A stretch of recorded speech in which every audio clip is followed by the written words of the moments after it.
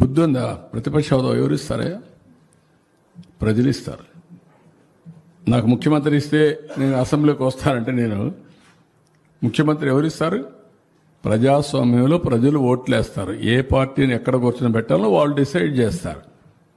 మీరు చేసిన అరాచకాలు అన్యాయాలు చూసిన తర్వాత మీరు ప్రతిపక్ష హోదా కూడా తగరనే ఉద్దేశంతో 11 సీట్లు ఇచ్చారు. ప్రతిపక్ష పార్టీ కావాలంటే ఎన్ని సీట్లు కావాలి? 18 కావాలి. 18 ప్లస్ 19 కావాలి. 17.5 ప్లస్ 1 18.5 19 కావాలి. 19 ఉంటే వస్తుంది. అప్పుడు ఇవ్వరు. అది రైట్, హక్కు, ప్రజలిచ్చే అవకాశం. అది ప్రజలిచ్చే అధికారం.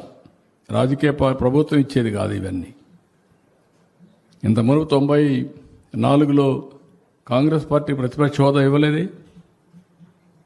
26 మంది గెలిచారు. అప్పుడు ఇవ్వలేదు. ఎందుకు ఇవ్వలేదు? వాళ్ళు అడగలేది, మేము రావనలేదే. వాళ్ళు అప్పుడు వాళ్ళకు ప్రజాస్వామ్యం ఏంటి తెలుసు కాబట్టి. బెదిరిస్తే వచ్చేదనుకుంటే ఎట్టవుతుందండి?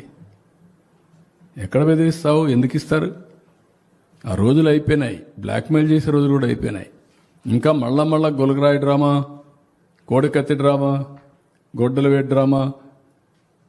గొడ్డల వేటు, గుండెపోటు నేను నమ్మాలా? ఇప్పుడు కూడా నేను నమ్మాలా? నీళ్ళు ఇస్తే నీళ్ళు ఇవ్వలేదని నేను నమ్మాలా? ఎరువు ఇస్తామంటే ఎరువు ఇవ్వలేదని మీరు హైజాక్ చేస్తే మేము మిమ్మల్ని రైతు ఉద్యమంగా భావించి మీకు జోహార్లు కొట్టాలా? వాళ్ళు దగ్గర పెట్టుకొని పనిచేయండి మీరు.